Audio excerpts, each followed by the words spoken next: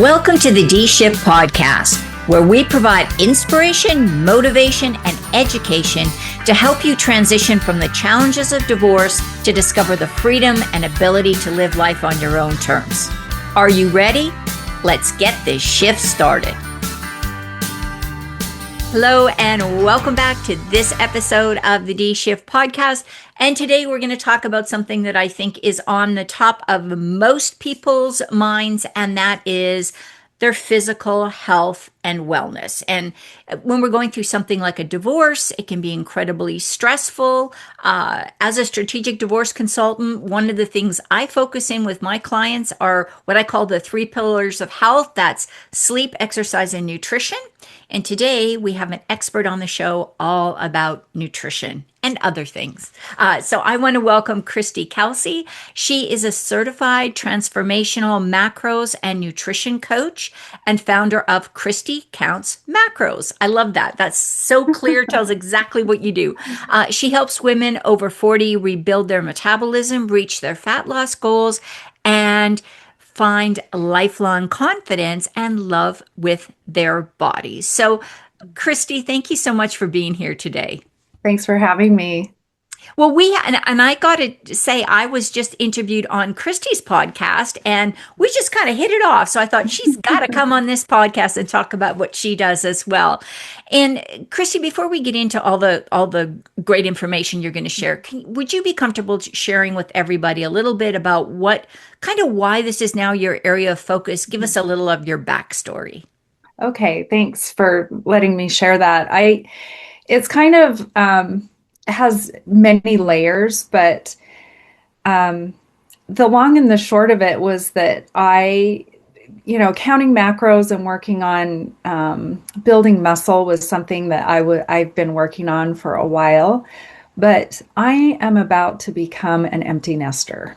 I've been a stay-at-home mom for 23 years, and as my children started leaving the home, I really felt like I needed something that felt meaningful to me, because being a mom was meaningful to me, but having my children grow up and leave the home, I knew that I needed to shift my focus from caring for them every single day to caring for others. And I thought about this for a long time, and then decided to become a nutrition coach because it was something that I really loved. But my focus is learning to love yourself. And that is because I've been through a lot of serious health issues.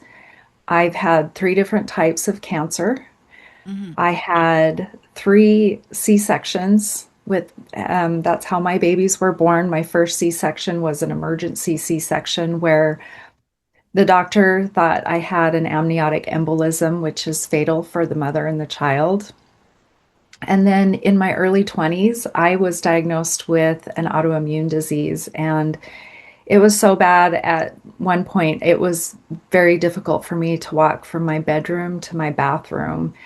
And so I, amongst other things, constantly chasing this skinny look and trying to use diet as a way to achieve self-confidence and self-love. And I came to a point after having colon cancer. I had to have 2 different surgeries to get rid of that. And recovering from the first surgery was bad enough. And then when I found out they didn't get everything and I had to go back again, I was so frustrated and sad. And I kind of had this epiphany the night before my second surgery that my body's been through a lot and I need to take care of it. Nobody else is going to take care of it for me. And I had this appreciation for my body and how it's always been there for me, Mm-hmm. And these illnesses that we get aren't always things that we can control. And for me, diet and exercise is a way for me to do everything I can because I don't know what's coming in the future. And I want to be strong and healthy as I age. I'm 51 years old now, and longevity is something that is important to me. And being able to play with my grandkids someday, to travel, those are things that are important to me. And you need some muscle on your body as you age if you want to do those kind of things. So that has really influenced how I coach women. Yeah. Yeah. And thank you for that. And you're right. Sometimes it takes a health scare or a Mhm. health issue to really make us kind of come back to common sense stuff and Yeah. focusing on our own health and wellness. And I really appreciate what you said about the constantly chasing the size 2 or the size 4 or Mhm. the size 6. There's Mhm. no point in going back and saying, well, when I graduated high school, I wore a size 6. Well, Mhm. I'm 62 years old and there's no way I'm ever going to be a size 6. I mean, I could be, but I wouldn't be healthy. Right. So let's talk a little bit, if you wouldn't mind, about this whole idea of the chronic dieting cycle. Like Mhm. honestly, and full disclosure, I've done Weight Watchers. I've done, Mhm. and this is not, we're not recommending or endorsing any of these. I've done Weight Watchers. I've done keto. I've done paleo. I've done Mhm. whole, whatever it's called, whole Mhm. 30 or 60 or whatever it's called. I mean, and I've done some crazy stuff Mhm. in the middle of in the middle of it too. Why do you think that? Why do you think this whole idea of I just need to restrict what I'm eating or cut out carbs, never eat another carb again, which is ridiculous because there's no way you can do that. But anyhow, why do you think these things become so popular and they seem to work, but what do they do in the long term to our bodies? Yeah. Well, you hit the nail on the head. Sometimes they do work, and sometimes they do work for some people. And so some people have success, and then her girlfriend goes, "Oh, maybe that'll work for me because we want something that's going to give us results. We don't want to put our time and energy into something that's not going to give us results." And so it makes sense to see your friend and see something that she was successful at, and want to try that. And it's not always the right thing for that person. But you're right. A lot of women are constantly chasing that size or that number on the scale. And over time, chronic dieting really does a disservice to your body. Our bodies need certain nutrients to really thrive. And when we're constantly cutting calories, cutting out whole food groups that may our bodies may need that, Yeah. Yeah. and our body is constantly adapting, and the way it adapts to chronic dieting is it starts shutting down non-life sustaining systems. Right. And that can actually lead to long-term chronic health problems. Right. Right. And it's so interesting because, you know, so a friend of mine went on keto, lost an Hmm. incredible amount of weight. And of course, with Hmm. keto, because you're eating so much protein, well, Hmm. not, you don't, that's kind of a misnomer. You don't eat as much protein, you eat a lot of fat. Hmm. She actually, I think she looked fantastic. Hmm. But the second she went off it, and it was Hmm. so, like she was on, the true keto, not the dirty keto. She was on the Hmm. true keto. Hmm. And she said she just craved fruit because she hadn't had fruit for like a year. And she Hmm. started eating too much fruit and she gained all the weight and then Hmm. some back on. And it all came on as fat tissue. Mhm. And Mhm. then she felt horrible about herself. She tried to Mhm. go back on keto and she could never do it. So she was just kind of stuck in this Mhm. sort of doing keto, not really, and ending up gaining a lot of weight. Yeah. Is that what you see when people do I'm Yeah. going to call them fad diets. That may offend Mhm. somebody, but you know, Yeah. Yeah, and what you're describing is a classic chronic dieting cycle. And I like to use if you can imagine. I don't know if your listeners will watch this or just listen, but it regardless, imagine a pendulum. And most of us have seen a pendulum or know how a pendulum works. So if you pull it all the way to one side and you let go of it, what happens? Well, it swings all the way to the other side. Like as far as you pull back that pendulum, it's going to swing the other way just as far. And I see this in a lot of things where we restrict. We restrict so hard. We cut out the carbs, no sugar. You have all these rules that we give ourselves.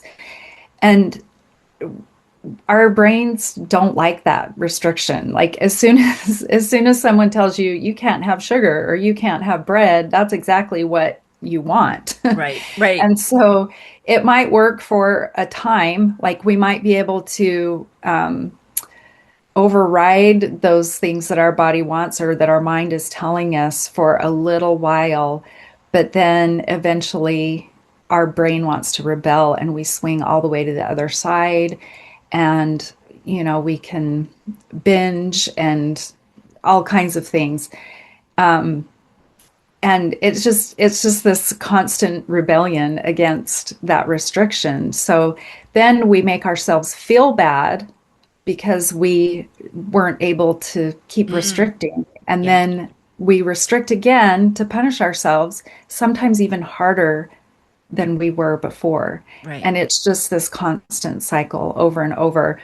And so, what I teach in my coaching is a balanced approach. And I try to get that pendulum to swing in just in the middle. We don't always have to be completely restricted, and we don't always have to binge all the way. Let's find a place where we can stay and have these lifelong habits. Does Yeah, that and make just sense? yeah, no, I really like that. I like that analogy of the pendulum too. Hmm. And people will be watching this on YouTube as well as listening. So we got everything going here. Um, so one of the things I hear a lot of, and we talked about this really briefly on our last Hmm. conversation, but is this whole idea of the revenge diet after Hmm. divorce, where Hmm. maybe your spouse kind of made inappropriate, negative, even Hmm. abusive comments about your weight or your body, or you're not as fit as you Hmm. used to be or as sexy or whatever. And I see a lot of women who are, and I'm sure a lot of men do this too. Okay, that's it. I'm hitting the gym. I'm going, full on, like you said, no sugar, no alcohol, no Hmm. pasta, no bread, no. and Hmm. and then they lose a lot of weight, but again, it's Hmm. just not sustainable. So Hmm. one of the things you talk about is that it's not just the food. So Hmm. talk a little bit about that and how that fits into actually getting into Hmm. a healthy and strong body rather than this Yeah. anemic kind of. Yeah. Well, I've never been divorced, but I know exactly what you're talking about because that is exactly what I did right before I got married. My husband and I got married. We were quite young. We were in our early 20s, and he said something to me that he didn't mean to hurt me in any way, but the story I told myself Mm. was that I need to be 15 or 20 pounds lighter to be attractive to this person. And that is not what he said to me at all, but that is the story I told myself. And so I went on this crash diet, and I was in college, and I would go all day without eating, and I would eat dinner with him. So he didn't know I was practically starving myself, you know? Right, right. And I lost 15 to 20 pounds, and it happened quite quickly. My body was young and healthy and could handle that. But it started me in this chronic dieting Yeah, cycle because yeah, the stories I was telling myself is that I need to be a certain size or a certain number on the scale to be attractive to this right, person that I love. And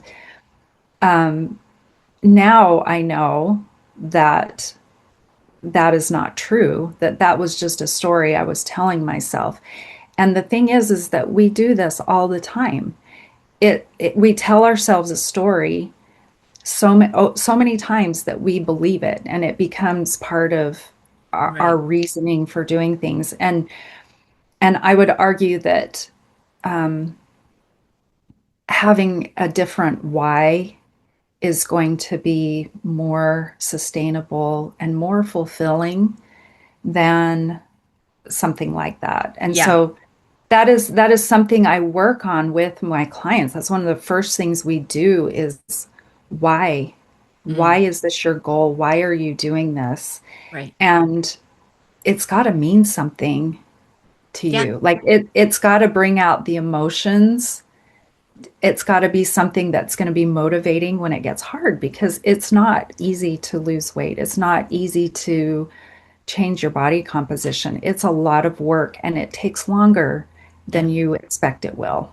So I want to ask you a little bit, if you could just explain. So I know what macros are, but Hmm. probably not, definitely not to the level of that your Hmm. expertise is in this area.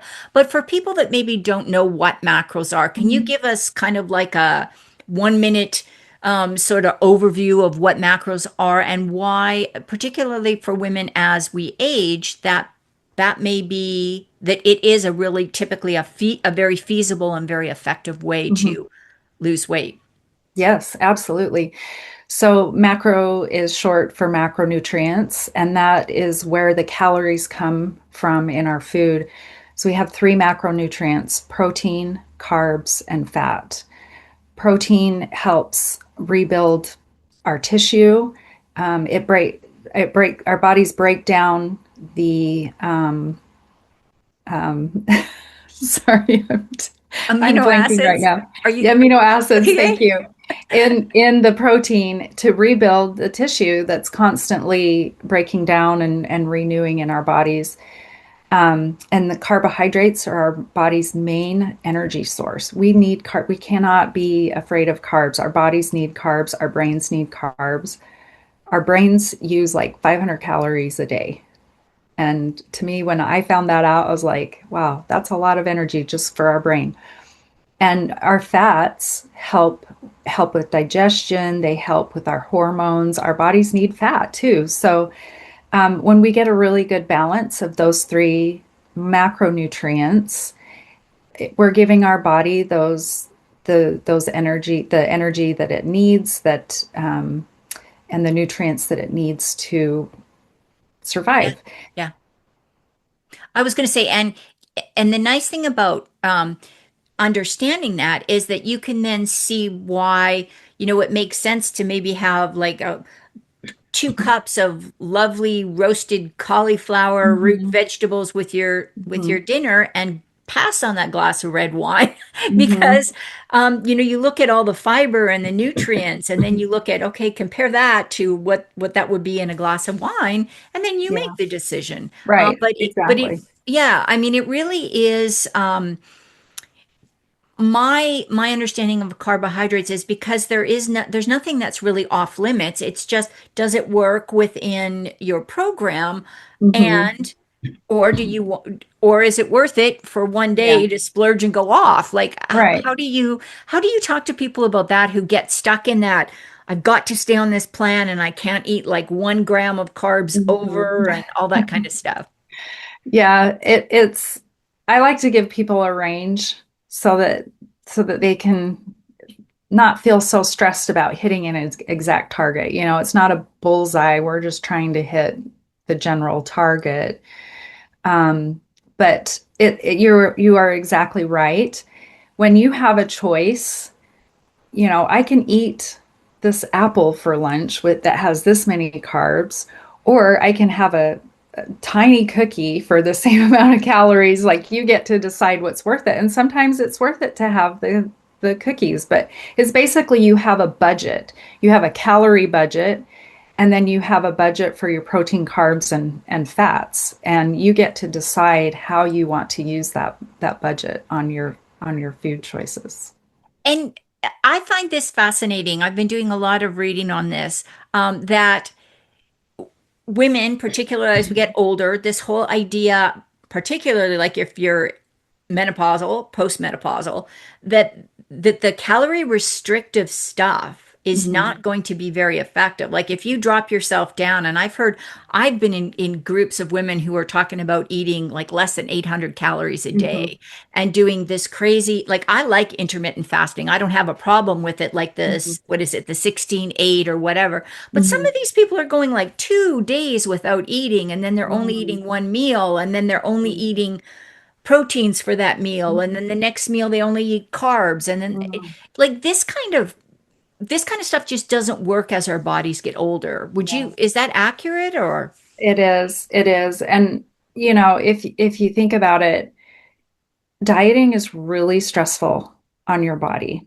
And our body doesn't know that we just want to look good in our clothes, you know. It's like trying to survive. It's trying to run systems. And so it's really our bodies are really smart. And when our bodies see restriction, it holds on. It's like, okay, we better hold on to that fat because we don't know how long this famine's going to last. Right, right. Yeah, Yeah, and the hormones, you know, as we age and we're our estrogen changes, and we actually need a little bit of body fat to help with that. So it's true. It's really true. And I've actually most women that come to me and want fat loss are have already been in a steep calorie deficit. And we have to take them through a reverse diet to get their calories up. And they usually the women I've worked with, they usually lose weight, increasing their calories, right. Yeah. which doesn't make sense because that's not what we were taught. And when we were younger, like when I was telling Yeah. that story about Yeah. my 20s, like that worked for me. Yeah. But I was in my 20s, I wasn't in my 40s or 50s. And now I have seen how that doesn't work for me anymore. Right. Right. And that whole idea of eating more calories, again, it's what quality of calories are you putting in your Hmm. body? Right. And it always amazes me, like if you're scrolling through Facebook or TikTok or whatever, there's always those people that are showing you like this is how much of a particular vegetable you could have Hmm. for 500 calories, and this is Hmm. how much of a sweet item, and sometimes it's like a little tiny piece of chocolate is equal to Yeah. this huge massive plate of really healthy fruits and vegetables. It's just Yeah. amazing how that works. It's true. Yeah. And this is another thing that's shifted for me too is the like quality of food. And I'm not talking like organic versus non-organic. I'm talking about like real whole foods Right. versus you know, supplements or highly processed foods. And as I've learned how the body works, and you know, every day our cells are turning over, we get damaged cells in our bodies, and our it goes down to the cellular level. Our bodies need micronutrients which are in whole foods. Right. Like you think about, I mean, you hear a lot about gut health, and the one of the best ways to have a good healthy microbiome is to eat a variety of colorful fruits and vegetables. Right. Right. I mean, it's what they've been telling us for years, eat your fruits and vegetables. Right. And it turns out that that's really important because fruit and vegetable has different micronutrients in it, and our the cells in our bodies need those micronutrients to function properly. Yeah, and that's such an important thing because I know Mhm. that a lot of people sometimes get like me. I am not like I love food. I love different kinds of food, but I live by myself. I Mhm. quite often do batch cooking, and I would Mhm. be on a Sunday. I'm very happy to eat like cold chicken breast and Mhm. salad every night for Mhm. dinner, but there's no Mhm. variety there. And then, Yeah. like you said, all those nutrients and minerals and all those things that we're not Mhm. getting when we do that kind of thing. Now, Christy, I know one thing you focus with your people on, your clients, is how to build your body so it's stronger and more resilient. Do Mhm. you have any quick tips? We're almost out of time, but do you have any Mhm. quick tips to kind of help people, women in particular, who might be listening in, who are thinking, well, I'd like to have a healthier, a stronger, more resilient body. Mhm. Yeah. I will tell you, I did group exercise classes for years and my body never changed. But as soon as I started lifting weights, like strength training, like heavy, I'm not talking about 5 pound weights here. I'm talking about, going into the gym and using the barbell and the dumbbells, the same dumbbells that the guys are using. You know what I mean? That's when I saw a difference in my body composition. And I just would love to say, like, quit chasing the number on the scale.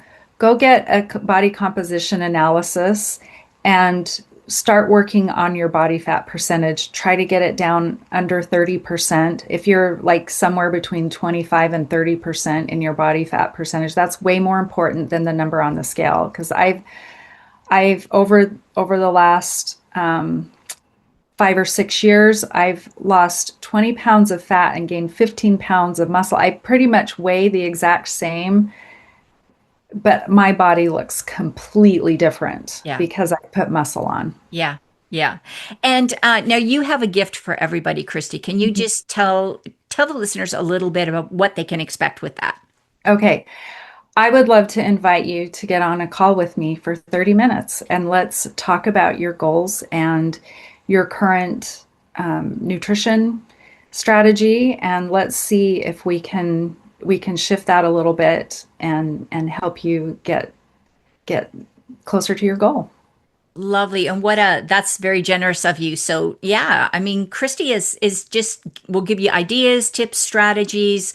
Mhm. And sometimes it's just sometimes a little tweaking of what you're doing that's Mhm. all that it takes. Mhm. So of everything we've talked about today, what, Christy, do you think is the big takeaway you want people to remember?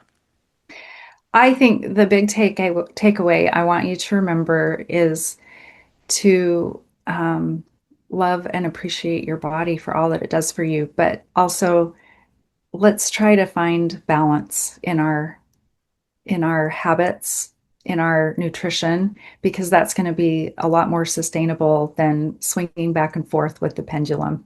Yeah. Thank you for that great reminder. Christy, one last question for you. If people want to reach out and find out more about what you do, Mhm. what's the best way to do that? www.Christi Counts Macros, and it's Christy with a CH and an I. I know there's 100 different ways to spell my name. CHRISTI countsmacros.com, and also on Instagram at Christi Counts Macros. Great. I'll make sure all that information is in the show notes. Christy, thanks for this conversation. It's so inspirational when you're trying to make some changes, when hey, I don't have to do these fad things and Mhm. these crazy restrictive diets, and I can make simple changes that really make a big impact. So Mhm. thanks for sharing this message. Thanks for having me, Marty. And thank you, everybody, for listening to this episode of The D Shift. Go out and do some exercise, go get some new groceries, and make sure you give Christy a call. And please make sure you check into the next episode of The D Shift. Thanks for listening and supporting the D Shift podcast. If you would like to attend live trainings by our amazing guests and have a chance to ask questions and get answers from our experts, join the D Shift crew.